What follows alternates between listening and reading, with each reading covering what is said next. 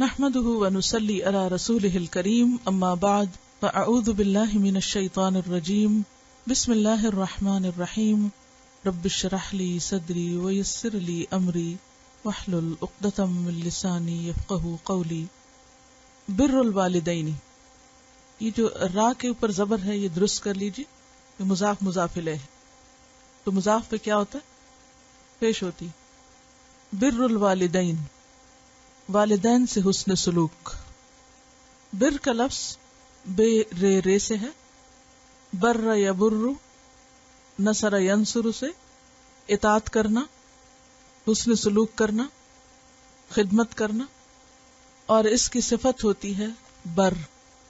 بر کہتے ہیں سچائی کو، نیکی کو. اسی سے لفظ بر بھی ہے جو یہاں استعمال ہوا ہے، بر. اور بر کا معنی ہوتا ہے اطاعت، سچائی، نیکی. قرآن مجید میں آتا ہے لن تنالوا البر، تم نیکی کو ہرگز نہیں پا سکتے، تم سچائی کو نہیں پا سکتے، یعنی تم سچے ہو نہیں سکتے.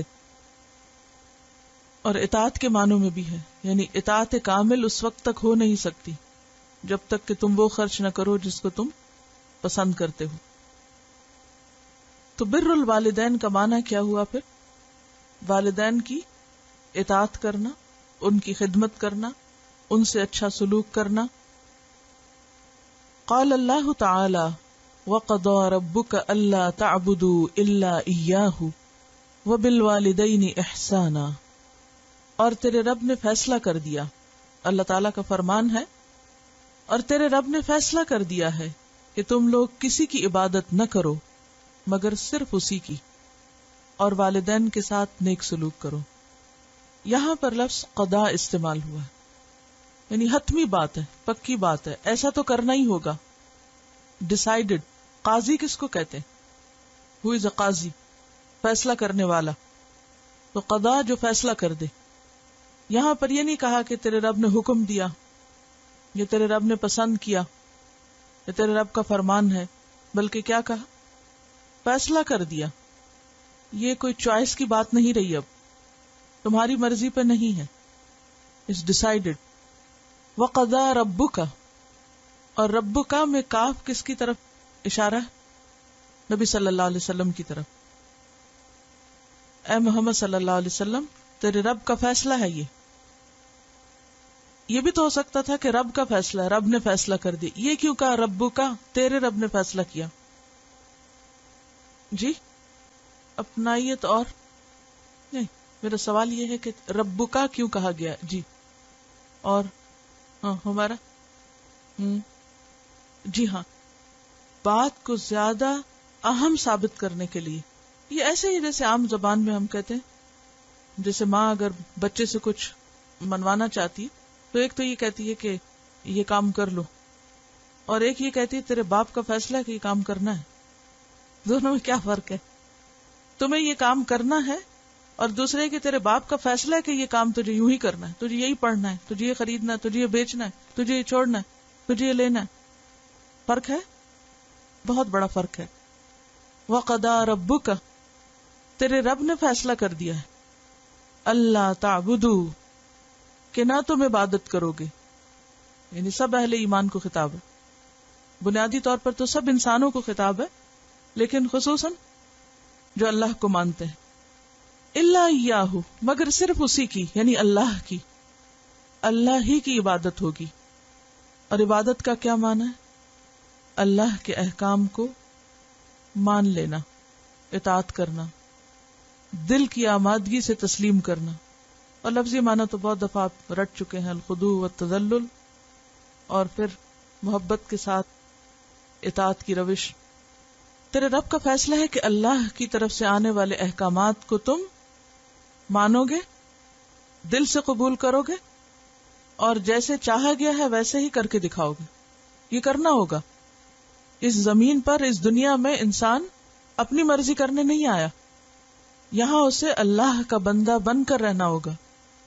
یہ اللہ کا فیصلہ ہے. کیوں؟ وما خلقت الجن والانس الا لیعبدون، کہ میں نے جن و انس کو پیدا ہی اپنی عبادت کے لیے کیا ہے.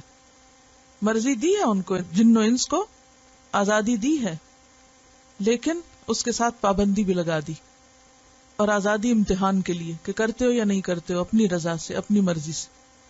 تو ایک طرف اللہ کی عبادت پر زور ہے، اور دوسری طرف انسانی رشتوں میں سے والدین کے ساتھ نیک سلوک، وبالوالدین احسانا، اور والدین کے ساتھ احسان کرنا ہوگا. یہ بھی تیرے رب کا فیصلہ ہے. اور والدین میں والد اور والدہ دونوں آتے ہیں، اور والدین تثنیہ کا صیغہ ہے. اور احسان کا معنی کیا ہے؟ اچھے سلوک کی انتہا، یعنی جس کے بعد کسی اچھے سلوک کا کوئی سوچ نہ سکے. اللہ کے ساتھ احسان کا معاملہ کیا ہے کہ اس طرح عبادت کی جائے کہ گویا اللہ تعالیٰ کو سامنے دیکھ رہے ہیں. اور بندوں کے ساتھ احسان کیا ہے؟ انتہائی خوبصورت سلوک. تمام اچھے اخلاق اور آداب اور معاملات میں سے جو بہترین چیز ہے وہ روش اور وہ معاملہ والدین کے ساتھ جو ہر لحاظ سے پسندیدہ ہو. قال اللہ تعالی، اللہ تعالیٰ کا فرمان ہے، وَوَصَّيْنَا الْإِنسَانَ بِوَالِدَيْهِ إِحْسَانًا، ہم نے انسان کو ہدایت کی کہ وہ اپنے والدین کے ساتھ نیک برتاؤ کرے. یہاں بھی آپ دیکھ رہے ہیں کہ وصینا کا لفظ آیا ہے. وصیت کیا معنی ہوتا ہے؟ وصیت کا تاکیدی حکم، نصیحت بھی نہیں، وصیت. تاکیدی حکم کیا ہم نے انسان کو، کس بات کا؟ بوالدیہ، اپنے دونوں ماں باپ کے ساتھ احسانا، احسان کرنے کا، اچھا سلوک کرنے کا. تو ان آیات سے کیا پتہ چلتا ہے کہ ایک طرف حقوق اللہ ہیں اور دوسری طرف حقوق العباد، اور ان میں سے سب سے پہلے والدین کا حق. یعنی انسانی تعلقات اور انسانی معاملات میں حسن سلوک کا جو سب سے زیادہ مستحق ہے وہ انسان کے ماں باپ ہیں. حقوق اللہ کیا ہوتے ہیں؟ بندے کے ذمے وہ حق جو اللہ کی نسبت سے ہوتے ہیں. اور حقوق العباد کیا ہیں؟ وہ ذمہ داریاں، وہ حقوق، وہ فرائض جو ایک انسان پر دوسرے انسان کی نسبت سے عائد ہوتے ہیں. حقوق العباد کیا ہیں؟ وہ حقوق ہیں، وہ ذمہ داریاں ہیں، وہ فرائض ہیں جو ایک انسان پر عائد ہوتی ہیں. کس کی نسبت سے؟ بندوں کی نسبت. نسبت کا کیا مطلب؟ یعنی بندوں سے معاملہ کرتے وقت جو ذمہ داریاں عائد ہوتی ہیں وہ حقوق العباد کہلاتی ہیں. اور ان میں ہمارے دین میں سب کے حقوق ڈیفائن بھی کر دیے گئے کہ ماں باپ کا کیا حق ہے، اولاد کا کیا حق ہے، بہن بھائیوں کا کیا ہے، بیوی کا کیا ہے، ہمسایوں کا کیا ہے، یتیموں کا کیا، اور دیگر طبقات کا معاشرے کے کیا حق ہے. اس معاملے میں بھی اللہ سبحانہ وتعالی نے ہم کو ہماری عقل، ہماری خواہش اور ہماری مرضی پہ نہیں چھوڑا، بلکہ ہمیں صاف صاف بتا دیا کہ تمہاری کیا ذمہ داریاں ہیں. اور ذمہ داری کا معنی کیا ہے؟ اکاؤنٹیبلٹی، کہ جو چیز ذمے کی گئی ہے اس کے بارے میں پھر پوچھ بھی ہوگی. کیونکہ جو چیز ذمہ داری نہیں، فرض نہیں، انسان چاہے تو کرے چاہے تو نہ کرے. لیکن جب وَقَضَىٰ رَبُّكَ کہہ دیا گیا تو یہ فیصلہ محض کوئی ایک طرف فیصلہ فرمان شاہی نہیں کہ اگر کوئی نہیں بھی چاہتا تو نہ مانے تو شاید وہ چھپ جائے کہیں ادھر ادھر. نہیں، یہ معاملہ اللہ کے ساتھ ہے. اور جو رب کا فیصلہ ہے اور جو تاکیدی حکم ہے اور جو اس نے ذمہ داری عائد کی ہے اس کے بارے میں پھر سوال بھی ہوگا، پوچھ بھی ہوگی. اس لیے اس میں انتہائی احتیاط کی ضرورت ہے. اس میں غفلت نہایت خطرناک ثابت ہو سکتی ہے، انسان کی عبادات کو بھی ضائع کر سکتی ہے. تو حقوق العباد دراصل ذمہ داریاں ہیں جن پر حساب بھی ہوگا. عام انسانوں کے ساتھ بھی اچھے تعلقات کی تاکید کی گئی ہے. مثلاً یہ کہ ان کا احترام کیا جائے، ان کو بے عزت نہ کیا جائے، انہیں فائدہ پہنچایا جائے، نقصان نہ دیا جائے، ان سے کیے ہوئے عہد و پیمان پورے کیے جائیں، ان کو تکلیف نہ دی جائے، ان کے مال پر ناجائز قبضہ نہ کیا جائے. تو یہ تمام چیزیں کیا ہیں؟ اچھے تعلقات کی بنیادیں. اور اس کی ایک لمبی تفصیل ہے جو آپ پیچھے پڑھ چکے ہیں. لیکن ان سارے تعلقات میں، سارے انسانی رشتوں میں سے معزز ترین رشتہ والدین کا رشتہ ہے، جس کے بارے میں انتہائی تاکیدی حکم دیا جا رہا ہے. ان آیات کو ہم پہلے بھی پڑھ چکے ہیں، ہم جانتے بھی ہیں، لیکن انسان ہونے کے ناطے پھر بھول جاتے ہیں، غفلت کا شکار ہو جاتے ہیں. بعض اوقات نظر انداز بھی کر دیتے ہیں، تو ضروری ہے کہ ان کے بارے میں ہم سب توجہ کریں، کیونکہ اللہ کی عبادت کے بعد پہلا کرنے کا کام یہ ہے، اور اگر انسان اس میدان میں فیل ہے تو باقی چیزوں میں کامیابی نہیں ہو سکتی۔ حدیث نمبر 171 عن عبداللہ بن عمرو عن النبی صلی اللہ علیہ وسلم قال رضا الرب فی رضا الوالد وسخط الرب فی سخط الوالد رواہ الترمذی کتاب البر والصلۃ۔ سیدنا عبداللہ بن عمرو رضی اللہ عنہ سے روایت ہے، نبی کریم صلی اللہ علیہ وسلم نے فرمایا، رب کی رضا والد کی رضا میں ہے، اور رب کا غصہ والد کے غصے میں ہے۔ لفظی وضاحت دیکھیے، ان عبداللہ ابن عمرو، عبداللہ ابن عمرو سے روایت ہے، ان النبی، وہ نبی صلی اللہ علیہ وسلم سے روایت کرتے ہیں، قال، آپ نے فرمایا، رضا الرب، رب کی رضا، رب کی خوشنودی، فی رضا الوالد، والد کی رضامندی میں ہے، خوشنودی میں ہے۔ اس معاملے میں ایک اصول ہمیشہ یاد رہے کہ لا طاعت لمخلوق فی معصیت الخالق، یہ ایک ڈیسائیڈڈ بات ہے کہ مخلوق کی اطاعت نہیں ہوگی جہاں خالق کی نافرمانی ہو، جہاں اللہ کی ناراضگی ہو وہاں کسی بندے کی رضامندی کو نہیں دیکھا جائے گا، خواہ والدین ہی کیوں نہ ہوں۔ لیکن اس کے علاوہ باقی دنیاوی امور میں، باقی کاموں میں والدین کی رضامندی حاصل کرنا بے حد ضروری ہے۔ اس کی وجہ کیا ہے؟ اس کی وجہ یہ ہے کہ انسان اپنے والدین سے کبھی بھی بے نیاز نہیں رہ سکتا، کوئی بھی رشتہ والدین سے زیادہ انسان کا خیرخواہ نہیں ہو سکتا۔ والدین ہر حال میں، دکھ میں، سکھ میں ہمیشہ اپنی اولاد کی خیرخواہی چاہتے ہیں، بہتری چاہتے ہیں۔ والدین اپنی اولاد پر بے حد محنت کرتے ہیں۔ اللہ تعالیٰ کا فیصلہ یہ ہے کہ جہاں بھی کسی کی قربانی ہو، جہاں بھی کوئی محنت کرے، جہاں بھی کوئی تکلیف اٹھائے، اسے اس کا بدلہ دیا جائے، کیونکہ یہی عدل اور انصاف ہے۔ اور والدین کی محنتیں اور قربانیاں جس خوشی کے ساتھ ہوتی ہیں، جس آمادگی کے ساتھ ہوتی ہیں، وہ کسی اور رشتے میں نہیں ہوتی۔ بعض اوقات دوسرے لوگ بھی آپ کے لیے کچھ کرتے ہیں، لیکن بعض اوقات محبت سے، بعض اوقات خوشی سے، بعض اوقات مجبوراً بھی، بعض اوقات کسی مطلب سے، کوئی بھی وجہ ہو سکتی ہے۔ لیکن والدین ہر حال میں، خواہ بظاہر تکلیف بھی اٹھائیں یا کوئی پریشانی بھی ہو یا کسی بھی طرح اولاد ستائے بھی، تب بھی اندر کی انتہائی سچی خیرخواہی کے ساتھ اولاد کے ساتھ معاملہ کرتے ہیں۔ اور یہ ایک مانی ہوئی بات ہے، ماں باپ اپنی اولاد کو دھوکہ نہیں دے سکتے، کو برا نہیں چاہ سکتے۔ وہ اپنی خوشیاں اور اپنی ضروریات کاٹ کر اولاد کی خوشی کے لیے کام کرتے ہیں، اپنا دین ایمان بعض اوقات داؤ پہ لگا کے۔ آپ نے اکثر دیکھا ہوگا کہ ماں باپ بعض اوقات اپنی دنیا کا دین بھی داؤ پہ لگا دیتے ہیں، کس لیے؟ اولاد کو وہ اپنے سے بھی بہتر بنائے۔ آپ نے دیکھا ہوگا کہ اکثر ماں باپ کی خواہش کیا ہوتی ہے کہ ہمارے بچے ہم سے بھی آگے نکلیں، ہم سے بھی بہتر زندگی گزاریں، ہم سے زیادہ خوشیاں دیکھیں۔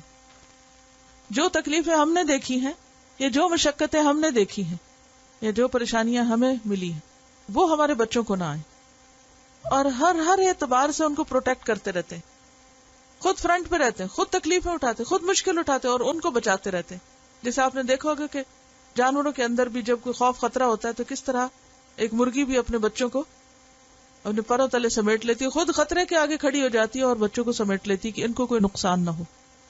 تو خود تکلیف اٹھانا اور خود خطرے کے سامنے کھڑے ہو جانا اولاد کو پروٹیکٹ کرنے کے لیے یہ کوئی معمولی بات نہیں ہے،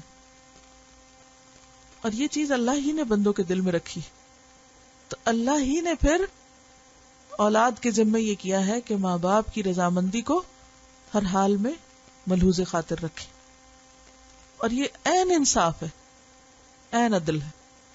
اور پھر اس کو اپنی رضامندی سے جوڑ دیا، رضا الرب فی رضا الوالد، والد راضی ہے تو رب راضی، اور اگر والد ناراض ہے تو رب راضی نہیں ہو سکتا۔ یعنی ایک معیار دے دیا گیا، کرائیٹیریا دے دیا گیا، ذمہ داری ڈال دی گئی کہ یہ تمہیں کرنا ہوگا، بعض اوقات ایسا بھی ہوتا ہے نا کہ ہم قریب کے رشتوں کو اگنور کر کے، ان کو روند کے، بلڈوز کر کے ہم نیکی کے بڑے بڑے کام کرنے کے دعوے کرتے ہیں، یا یہ کر کے یہ سمجھتے ہیں کہ ہم اللہ کو خوش کر لیں گے، جبکہ اللہ کی خوشنودی کا راستہ ادھر سے ہی جاتا ہے، ادھر ہی سے گزرنا پڑے گا، چاہے تمہارے نفس کے خلاف ہے یا تمہارے نفس پہ بھاری ہے، یہی راستہ ہے۔ بعض اوقات ایسا ہوتا ہے نا، آپ کو کسی منزل تک پہنچنا ہوتا ہے تو ایک نہیں دوسرا، دوسرا نہیں تیسرا، کئی راستے جا رہے ہوتے ہیں۔ بعض اوقات ایسا ہوتا ہے چھوٹا راستہ باندھے تو آپ کو ایک بڑا روٹ لے کے وہاں تک لیکن یہاں تو کوئی دوسری طرف سے جانا نہیں، ادھر سے ہی جانا ہے، جو کچھ کرنا یہیں سے گزر کے کرو، اور ایسا کرنا آسان نہیں ہے۔ اس میں بسا اوقات انسان کو اپنی خواہش، اپنی مرضی اور اپنی پسند کو قربان کرنا پڑتا ہے، لیکن الٹیمیٹلی اسی میں خیر اور بھلائی ہوتی۔ اور یہاں پر خاص طور پر والد کا لفظ ہے، اگرچہ والدہ کے بھی بہت حقوق ہیں لیکن یہاں والد کا ذکر ہے، کیونکہ بسا اوقات بچے ماں کے ساتھ زیادہ اٹیچڈ ہوتے ہیں، ماں پیٹ میں رکھتی ہے، دودھ پلاتی ہے، کتنا عرصہ تو جسمانی طور پہ بچے اس کے ساتھ چمٹے رہتے ہیں، پھر جو ہی تھوڑے انڈیپینڈنٹ بھی ہوتے ہیں تو ماں ان کو زیادہ وقت دیتی ہے باپ کے مقابلے میں۔ قدرتی طور پر ماں کے کام ہی ایسے ہوتے ہیں، باپ سارا دن باہر ہے تو ظاہر ہے بچے ماں ہی کے پاس ہے، تو وہ ماں کے ساتھ ایک خاص قسم کی اٹیچمنٹ ہو جاتی کہ ماں کی بات سننا، اس کی بات قبول کرنا یا اس کا خیال رکھنا آسان لگتا ہے۔ لیکن باپ عموماً اپنے جذبات کا اظہار بھی نہیں کرتے، ماں کبھی رو بھی پڑتی ہے، کبھی غصہ بھی کر لیتی ہے۔ ماں اور بیٹے کے درمیان یا بیٹی کے درمیان ایک اور طرح کی انڈرسٹینڈنگ ہوتی ہے جو کہ عموماً باپ کے ساتھ اس آسانی کے ساتھ نہیں بنتی، اس طرح نہیں ہوتی، کیونکہ obviously وہ کلوزنس ہو نہیں پاتی کاموں کی نوعیت کی وجہ سے، یا بعض اوقات اس ڈسٹنس کی وجہ سے جو باپ کی ذمہ داریوں کی وجہ سے اس کے اور اولاد کے بیچ میں آ جاتا ہے۔ کئی ایک فیکٹر ہو سکتے ہیں، تو اس میں بسا اوقات ماں کا خیال رکھتے رکھتے باپ کے حقوق متاثر ہونے لگتے ہیں۔ بعض اوقات ایسا بھی ہوتا ہے کہ گھر میں ماں اور بچوں کی ایک گروہ بندی بن جاتی، باپ کے خلاف ایک محاذرائی قائم ہو جاتی، اور خصوصاً اس وقت جب ماں اور باپ میں آپس میں نہ بنتی ہو، باپ ایک کام کہہ رہا، ماں دوسرا کام کہہ رہی، اب اس میں ماں اپنا پوائنٹ آف ویو مضبوط کرنے کے لیے بچوں کو ساتھ ملا لیتی، باپ کے خلاف باتیں ہو، جو باپ سے کوئی سخت مزاجی ہوئی یا اس کی کوئی غلطی ہوئی، اب کیا ہے وہ ایک مسلسل نفرت کا بیج بویا جاتا رہتا ہے۔ نتیجہ کیا ہوتا ہے کہ بچوں کے اندر باپ کے خلاف ایک خاموش قسم کی نفرت پیدا ہو جاتی ہے۔ اب اس میں وہ جو اندر ری ایکشن ہوتا ہے اس کی وجہ سے بعض اوقات بچے باپ کا احترام بھی نہیں کرتے، بدتمیزی سے پیش آتے ہیں، کیونکہ ماں نے سکھایا ہی نہیں، وہ ماں نے کرنے ہی نہیں دیا، صرف اپنی ضد کی وجہ سے جو شوہر کے ساتھ تھی۔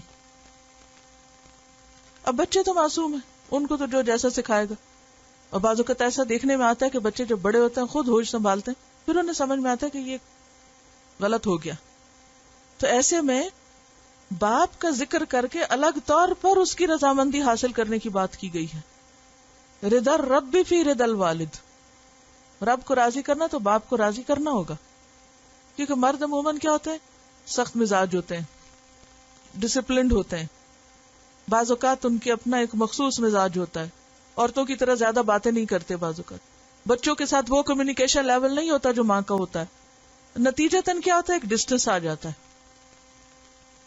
اب اس ڈسٹنس میں بچے اپنے آپ کو بہت جسٹیفائی کر لیتے ہیں، ہمارے باپ نے ہمارے لیے کیا کیا، بھی وہ جو سارا دن کماتا رہا، جس کے بل پہ تم پلتے رہے، وہ کس نے کیا تھا تمہارے لیے، وہ کیوں بھول گئے ہو؟ لیکن وہ شیطان دوسرے کے احسانات بھلوا دیتا ہے، وہ صبح سے رات تک کھپتا ہے، وہ کسی کھاتا بھی نہیں ہے، وہ جو محنت کرتا ہے وہ کسی حساب میں ہی نہیں ہے، اور ماں کی محنت نظر آتی ہے، لہذا وہ سارا کریڈٹ بازو کت لے جاتی۔ تو یہ رویہ آخرت کے اعتبار سے درست نہیں، ماں کا اپنا حق ہے اور باپ کا اپنا حق ہے، لہذا رضا الربی فی رضا الوالد، رب کی رضا باپ کی رضا میں ہے، وسخط الربی، اور رب کی ناراضگی فی سخط الوالد، والد کی ناراضگی میں ہے. بعض اوقات شوہر اور بیوی کے درمیان اختلاف ہو جاتا ہے اور بہت جینون ہو سکتا ہے. شوہر کی زیادتی ہو سکتی کیونکہ وہ بھی انسان ہے اور بعض مرد واقعی زیادتی کرتے ہیں. ایسے میں بھی کبھی بچوں کو باپ سے دور نہیں کرنا چاہیے، الا یہ کہ ان کے دین ایمان کا خطرہ ہو. رشتوں کو کاٹنا نہیں چاہیے. خون کے رشتے کاٹنا بے سکونی کا سبب ہوتا ہے، کیونکہ اللہ نے اس سے منع کیا ہے. انسان بچوں کو اچھے برے کی تمیز سکھائے لیکن انسانوں کی نفرت نہ دے. اور آپ دیکھیں گے کہ جب خون کے رشتوں کی نفرت دلوں میں بیٹھ جاتی ہے تو وہ کوئی ہیلدی علامت نہیں ہوتی، صحت مند علامت نہیں ہوتی. جس سے اپنے قریبی رشتوں پر اعتماد نہ ہو وہ کسی پر بھی اعتماد نہیں کر سکتا. ان بچوں کی زندگی میں خلا رہ جاتا ہے، ایک کمی رہ جاتی. بظاہر ہم بچوں پہ احسان کر رہے ہوتے ہیں حالانکہ ہم اپنے ہی بچوں پہ ظلم ڈھا رہے ہوتے ہیں، ان کی خیرخواہی نہیں کر رہے ہوتے. تو ایسے میں دل بڑا کر کے اپنے ذاتی اختلاف بھول کر اولاد کو ان کی آخرت کمانے دیں، کیونکہ بہرحال وہ باپ ہے. الا یہ کہ کوئی چور ہو، ڈاکو ہو، کوئی قاتل ہو، کوئی ایسا شخص ہو کہ جس کے پاس بچوں کا جانا ان کے دین، ایمان، اخلاق کے لیے واقعی نقصان دہ، تو وہ ایک الگ بات ہے. اس میں تو فرض بنتا ہے کہ انسان جس طرح اور برائیوں سے بچوں کو انسان بچاتا ہے اسی طرح اس برائی سے بھی بچائے. لیکن عام حالات میں جس میں کسی بھی وجہ سے شوہر اور بیوی کی نہیں بنتی تو بچوں کو بیچ میں آڑ نہیں بنانا چاہیے، ان کے مستقبل کو داؤ پہ نہیں لگانا چاہیے. اس میں دنیا کا بھی نقصان ہے اور آخرت کا بھی نقصان. السلام علیکم. میں ایک فیملی کو جانتی ہوں جن کی آپس میں بہت پرابلمز ہو رہی تھی ہسبینڈ اور وائف کی، تو میں ان کی کاؤنسلنگ کیا کرتی تھی. تو زیادہ تر میری وہ خاتون سے ہی بات ہوتی تھی. تو ایک دفعہ میں نے ان سے کہا کہ میں آپ کے شوہر سے بھی بات کرنا چاہتی ہوں. تو پتہ چلا کہ مین وجہ یہی ہے کہ آپس میں جب بھی ان کی کوئی نا اتفاقی ہوتی تھی تو وہ اپنی بچیوں، ان کی بیٹیاں ہی ہیں، تو بیٹیوں کو اپنی طرف کر لیتی تھی، اور بچیاں جو ہیں بہت زیادہ باپ کے خلاف تھی اور بالکل رسپیکٹ نہیں کرتی تھی، اور وہ چیز باپ کو بہت زیادہ بادر کرتی تھی. تو وہ پھر میں نے ان کو سمجھایا، بچیوں کو بھی، ان کی والدہ کو بھی، کہ ایسا نہ کرے، صرف یہی وجہ ہے اور کوئی بھی پرابلم نہیں ہے. تو الحمدللہ پھر بچیوں کو تھوڑی سی دین کی بھی سمجھ آ گئی، اور وہ انہوں نے مطلب سوچا کہ نہیں، واقعی باپ کی رسپیکٹ جو ہے وہ اپنی جگہ ہے. اور ان کی والدہ کو میں نے بہت سمجھایا بچیوں کی کہ آپ بالکل ایسا نہ کیا کریں ورنہ یہ ہے کہ آپ کو پرابلم ہوگی. اور وہ جو ان کے والد تھے وہ کہتے تھے میں اتنا ہرٹ ہوتا ہوں جب بچیاں بالکل رسپیکٹ نہیں کرتی، اور ہر چیز جو ماں کرتی ہے اس کو تو بہت اپریشیٹ کرتی ہیں، اور یہی کہتی ہیں کہ ماں ہی نے ہمیں پالا، انہوں نے ہمارے لیے سب کچھ کیا، اور میں ساری زندگی ان کے لیے کرتا آ رہا ہوں. تو وہ بالکل جو ہے اس چیز کو ماننے کے لیے تیار نہیں ہے. تو الحمدللہ بہتر ہے ان کے حالات، اور یہی وجہ تھی. اور ان کو یہ کہ دین کی سمجھ جب آ گئی ہے تو انہوں نے ریلائز کیا کہ یہ چیز ضروری ہے کہ باپ کی رسپیکٹ جو ہے وہ اپنی جگہ ہے. دیکھیے کہ بہت نیچرل ہوتا ہے نا، ہسبینڈ وائف میں کوئی نہ کوئی ٹکراؤ، کوئی نہ کوئی کلیش، کوئی نہ کوئی روز ہی کوئی فیصلہ کرنا ہوتا ہے. تو ضروری تو نہیں کہ ہر روز اتفاق ہو. اختلاف رائے بہت ممکن ہوتا ہے، اور جتنا جو جس کے قریب ہوتا ہے ان میں اختلاف رائے کے امکانات بھی زیادہ ہوتے. اور پھر مرد اور عورت کا جو ایک ذہنی اختلاف ہے، جو انڈرسٹوڈ ہے، جو اللہ ہی نے بنایا ہوا ہے، ایسے میں ان چیزوں کو بہت حکمت کے ساتھ ٹیکل کرنا چاہیے، اور اس اختلاف کو وہیں رہنا چاہیے، نیچے نہیں آنا چاہیے. جب وہ نیچے آ جاتا ہے تو اب کیا ہوتا ہے کہ ایک پارٹی ماں اور بچوں کی بن جاتی ہے اور دوسری طرف شوہر تنہا رہ جاتا ہے.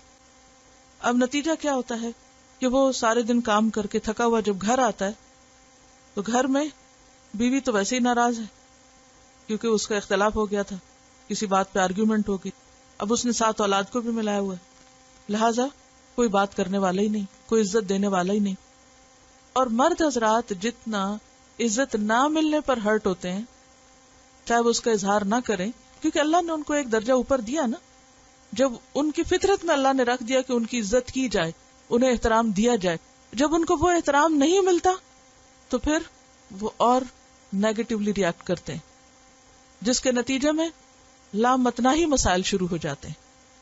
اور اس میں رول کون پلے کرے گا کہ سب حقداروں کو حق ملے؟ ماں ہی کرے گی، اور اس کے لیے ماں کو دل بڑا کرنا ہوگا. اس بات کو تو پلے باندھ لیں، کبھی اختلاف ہو، کوئی ڈس ایگریمنٹ ہو، بچوں کے سامنے مت جھگڑیں. بچوں کے سامنے بالکل وہ اظہار نہیں کریں، کیونکہ اس سے دونوں کا ہی روب چلا جائے گا. اور یہ چیز خرابی کی جڑ ہوتی ہے. یہاں سے فساد شروع ہوتا ہے. جب بڑے بچے بن جائیں بچوں کے سامنے اور بچوں سے بھی بدترین شکل میں آپس میں لڑیں اور ایک دوسرے کی عزت اور احترام نہ کریں، کیونکہ والدین بچوں کے لیے رول ماڈل ہوتے ہیں. جب وہ بری مثال قائم کرتے ہیں تو بچوں کے دل سے فوری طور پر ان کی عزت احترام چلا جاتا ہے. لہذا وہ نہ ادھر کے نہ ادھر کے. یہ جو سپیریورٹی ہے یہ اللہ ہی نے دی ہے ان کو. وَلِلرِّجَالِ عَلَيْهِنَّ دَرَجَةٌ. یہ اللہ کا نظام ہے. اگر آپ اس کے خلاف جائیں گے تو خود ہی نقصان اٹھائیں گے. عورت کچھ بھی کر لے وہ مرد سے بڑی ہو ہی نہیں سکتی.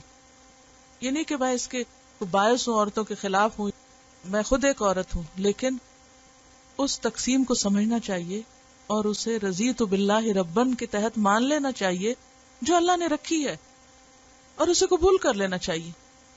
اور بھلے کسی معاملے میں آپ بہت سمجھدار بھی ہوں اور بہت ماہر بھی ہوں، پھر بھی جس کو اللہ نے درجہ دیا اسے درجے میں ہی رکھیں.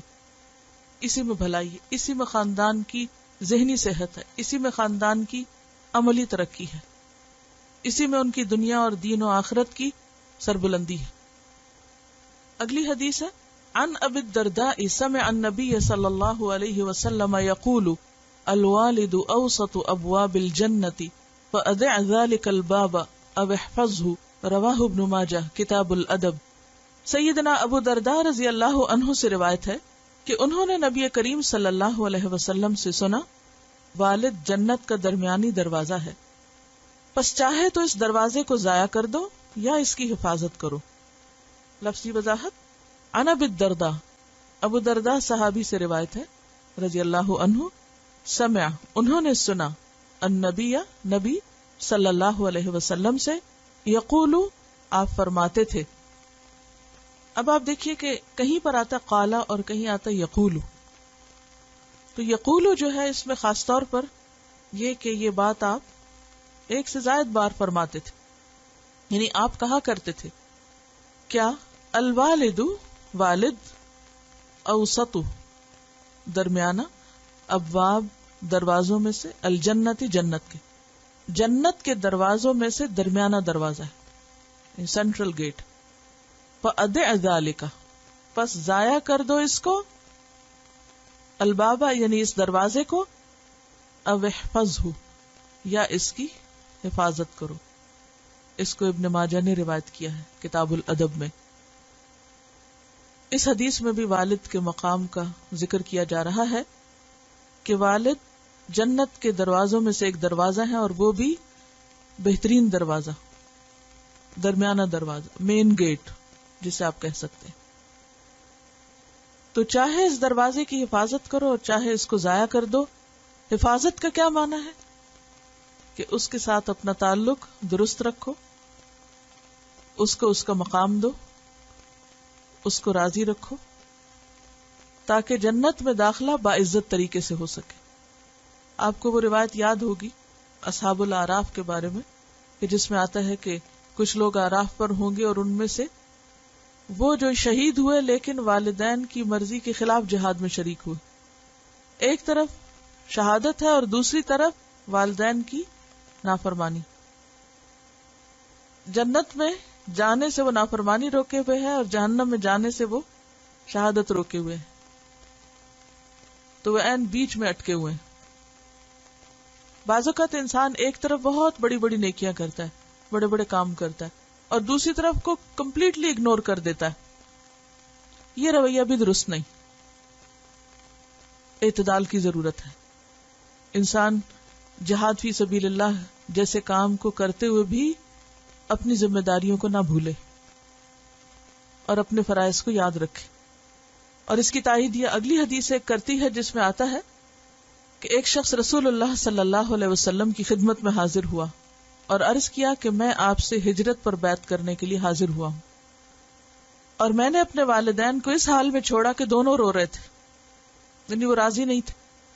آپ نے فرمایا کہ ان کے پاس واپس جاؤ اور ان کو ہنساؤ جیسا کہ تم نے ان کو رلایا، ان کو خوش کر کے آؤ، پھر مجھ سے بیعت کرنا. یعنی تم دین کی خدمت کے قابل بھی جبھی ہو جب اپنے ان قریبی رشتہ داروں کا لحاظ اور پاس رکھو، ان کو اذیت دینے سے، تکلیف دینے سے بچو۔ اگر کوئی شخص نماز، روزہ، حج، زکوٰۃ، صدقہ، خیرات اور بہت سے اور اچھے اچھے کاموں میں مشغول ہے، لیکن ماں باپ کی پرواہی نہیں، تو گویا اس نے اس لاپرواہی میں جنت میں جانے کے اس راستے کو ضائع کر دیا، بند کر دیا۔ اب آپ دیکھیے کہ کسی بھی دروازے سے انٹری کی بجائے جو مین گیٹ ہوتا ہے اس میں ہمیشہ انٹری آسان ہوتی، اس کے سائز کی وجہ سے یا اس کے درمیان میں ہونے کی وجہ سے، قریب ہونے کی وجہ سے۔ تو جیسے پہلے میں نے عرض کیا کہ کسی منزل تک پہنچنے کے لیے بسا اوقات کئی راستے ہوتے ہیں اور بعض اوقات ایک ہی ہوتا ہے اور اسی سے ہی جانا ہوگا۔ تو اسی طرح جنت میں داخلے کے لیے جو اصل دروازہ ہے وہ اسی وقت کھلے گا جب یہ کام کر کے نکلو گے، اس کام کو کر چکو گے۔ اگر اس کو ضائع کر دیا، اس کی پرواہ نہ کی، تو پھر باقی نیکیوں سے وہ درجہ اور وہ مقام نہیں مل سکتا جو اس سے مل سکتا ہے۔ نیکی کے بھی کئی کام ہوتے ہیں نا، بعض کام ہمیں بہت آسان لگتے ہیں، بعض لوگوں کو مثلا اللہ کے راستے میں مال خرچ کرنا آسان لگتا ہے، بعض لوگوں کو مال دینا بہت مشکل لگتا ہے، ان کو نفل پڑھنا آسان لگتا ہے، کسی کو نفل پڑھنا بہت اچھا لگتا ہے لیکن حج عمرے کی طرف توجہ نہیں ہوتی، کسی کو ان کا بہت شوق ہے بار بار حج عمرے پہ جاتے رہتے ہیں لیکن دوسری طرف قرآن پڑھنا مثلا اس کی طرف توجہ کوئی نہیں۔ تو ہر ایک نے نیکی کا بھی اپنا ایک معیار بنایا ہوا ہوتا ہے اور وہ اسی ذریعے سے نیکی کو کرنے کو اپنے لیے بڑی سعادت سمجھتا ہے۔ لیکن کچھ ذمہ داریاں ایسی ہیں کہ جن کو پورا کیے بغیر باقی نیکیاں زیادہ فائدہ نہیں دیں گی، اور ان ذمہ داریوں میں سے ایک ذمہ داری ماں باپ کے ساتھ حسن سلوک ہے اور ان کے حقوق کی حفاظت۔ دروازے کی حفاظت دراصل کیا ہے؟ ان کے حقوق کی حفاظت، ان کی رضامندی۔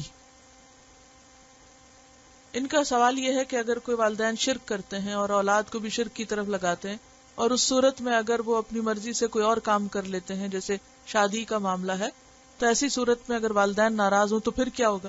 تو بات یہ ہے کہ یہ ترتیب تو ہمیں خود بتا دی گئی نا کہ پہلے اللہ کی عبادت ہے اور اس کے بعد والدین کی اطاعت ہے۔ والدین کی اطاعت بے حد ضروری ہے لیکن معروف چیزوں میں۔ شرک کے اوپر کمپرومائز کر لینا کہ والدین کی خوشی ضروری ہے تو یہ تو کہیں بھی نہیں جائز، یہ تو کسی طرح بھی درست نہیں۔ لیکن نیکی کے باقی کام جو ہیں ان کو کرتے وقت کیا ضروری ہے کہ والدین کو ساتھ لے کے چلا جائے، ان کی خوشنودی کا خیال رکھا جائے۔ یہاں پر ہم دیکھتے ہیں کہ وہ شخص جو ہجرت کے لیے گیا، آپ نے اسے کیا کہا؟ جاؤ پہلے ان کو ہنسا کے آؤ، ان کو رلا کے کیوں نکلے ہو؟ بعض اوقات ایسا ہوتا ہے نا کہ ہم جلدی چاہتے ہیں کوئی کام فوراً ہو جائے۔ اچھا ماں باپ کہتے ہیں ذرا ٹھہر جاؤ، ہم کہتے ہیں نہیں ہمیں تو ابھی کرنا ہے۔ آپ ہنسے کہ روئیں، پسند کریں یا نہ کریں، یہ اتنا بڑا نیکی کا کام ہے اور آپ ہمیں اس سے روک رہے ہیں۔ اب آپ خود سوچئے کہ ہجرت کی بات ہو اور ہجرت کا اجر و ثواب جو قرآن مجید میں اور احادیث میں پتہ چلتا ہے وہ بے پناہ ہے، اور ظاہر ہے کہ اس دور میں جس کے اندر ایمان آ جاتا تھا وہ ایمان کی خاطر بڑی سے بڑی قربانی کرنا چاہتا تھا۔ اور بعض اوقات ایسا بھی ہوتا ہے کہ ماں باپ ابھی مسلمان ہی نہیں ہوتے، ایسی صورت میں انسان کیا کہتا ہے؟ یہ چونکہ مسلمان نہیں ہے، یا یہ کہ یہ چونکہ دین پر نہیں ہے اور ہمیں دین کی بہت سمجھ آ گئی ہے لہٰذا ان کی پرواہ نہ بھی کریں تو بھی ٹھیک ہے۔ اصل مقصد کیا ہے؟ اللہ کو راضی کرنا۔ اللہ کو ضرور راضی کرو لیکن ماں باپ کو بھی ساتھ لے کر چلو۔ چلیے آگے چلتے ہیں۔ عن عبداللہ بن عمرو رضی اللہ عنہما قال قال رسول اللہ صلی اللہ علیہ وسلم ان من اکبر الکبائر ان یلعن الرجل والدیہ قیل یا رسول اللہ وکیف یلعن الرجل والدیہ قال یسب الرجل ابا الرجل فیسب اباہ ویسب امہ رواہ البخاری کتاب الادب۔ سیدنا عبداللہ ابن عمرو رضی اللہ عنہما سے روایت ہے کہ رسول اللہ صلی اللہ علیہ وسلم نے فرمایا یقیناً سب بڑے گناہوں میں سے یہ ہے کہ کوئی شخص اپنے والدین پہ لعنت بھیجے۔ پوچھا گیا یا رسول اللہ صلی اللہ علیہ وسلم کوئی شخص اپنے ہی والدین پہ کیسے لعنت بھیجے گا؟ آپ صلی اللہ علیہ وسلم نے فرمایا کہ وہ شخص دوسرے کے باپ کو برا بھلا کہے گا تو دوسرا بھی اس کے باپ کو اور اس کی ماں کو برا بھلا کہے گا۔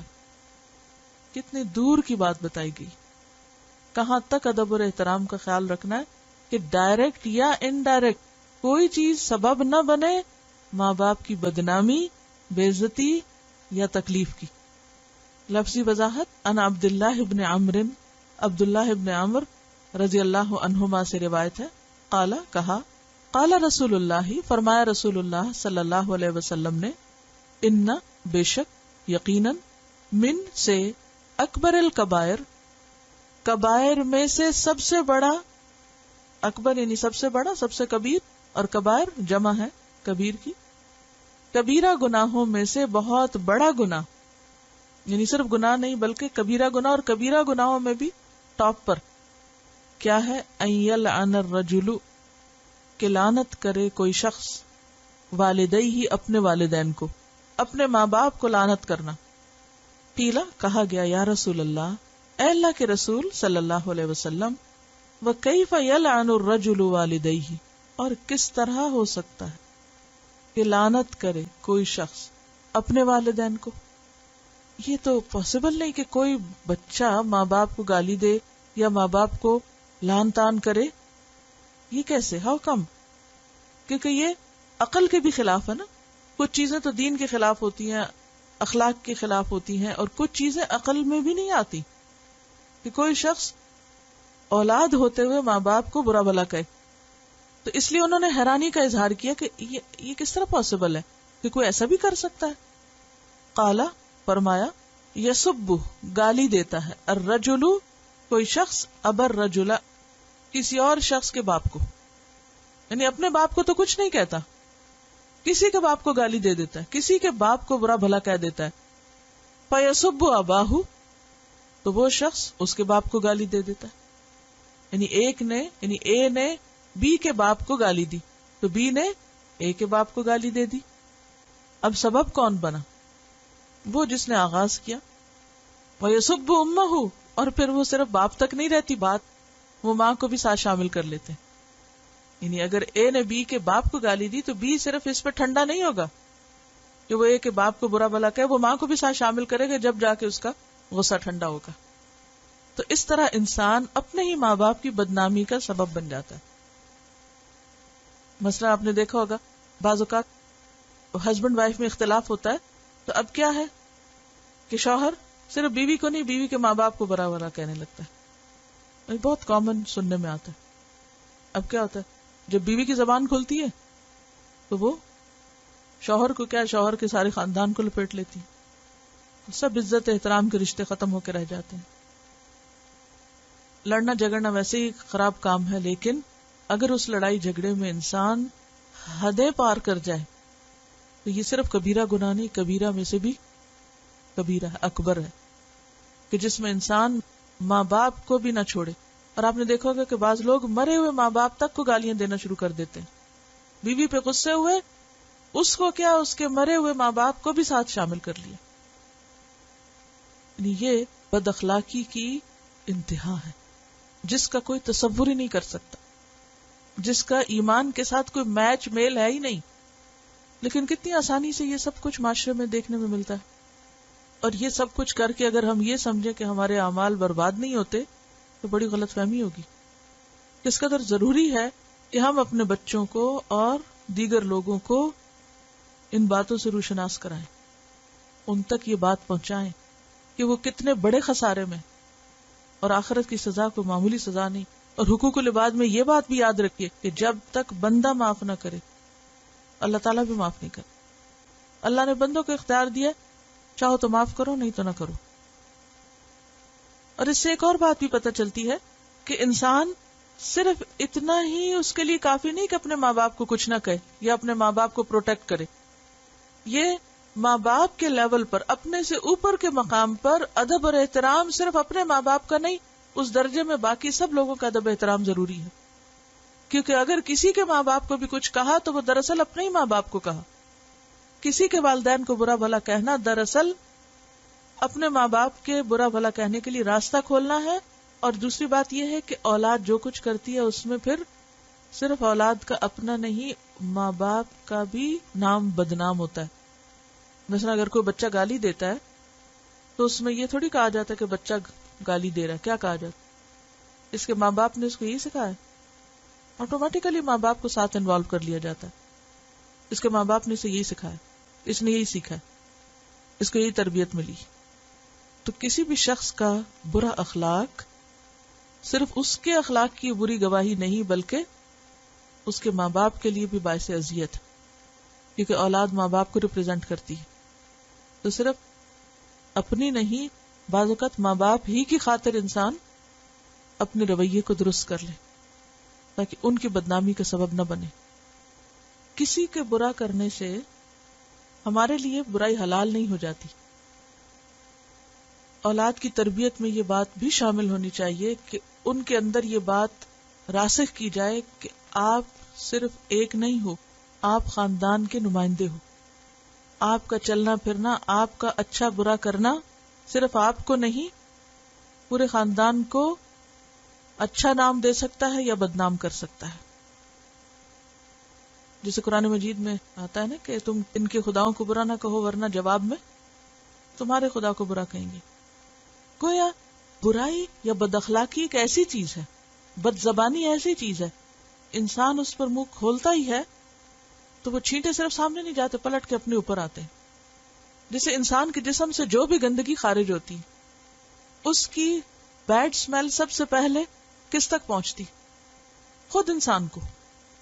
اسی طرح منہ سے کوئی گندا لفظ انسان نکالتا ہے کسی کے لیے بھی، وہ کسی تک تو پہنچے گا سو پہنچے گا، سب سے پہلے اس کی برائی خود اس کو پہنچتی، اس کی اپنی ذات فوراً متاثر ہوتی ہے. تو یہ بہت احتیاط کا معاملہ ہے، اتنا آسان نہیں ہے. تو گندے الفاظ، گندی زبان، گالی گلوچ، یہ اس غلاظت سے بھی برا ہے جو انسان کے جسم سے نکلے اور انسان کو بری طرح داغدار کرتا ہے، بدنما کر دیتا ہے. کوئی کچھ بھی کرے، انسان اپنی زبان کو کنٹرول کرے، خود کسی کو چانس نہ دے، ٹریگر نہ کرے، سبب نہ بنے، ہوا نہ دے، موقع نہ دے دوسرے کو. بعض اوقات ہم خود کچھ نہیں کرتے، ہم صرف آگ بھڑکا دیتے ہیں، تو سارا وبال کس پہ پڑے گا؟ آگ بھڑکانے والے پر. تو پہلے ہی درجے پر اگر انسان اپنے غصے کو، اپنے غضب کو کنٹرول کر لے اور برے الفاظ زبان سے نہ نکالے اور دوسرے کو شے نہ دے تو معاملہ ختم ہو جائے گا. ایک دیا سلائی جب جلتی ہے نا تو وہ کتنی دیر جلتی ہے؟ چند سیکنڈ. لیکن اگر اس کو لگا دیا جائے کسی اور چیز کے ساتھ، پھر آپ دیکھیں نتائج کیا آتے ہیں.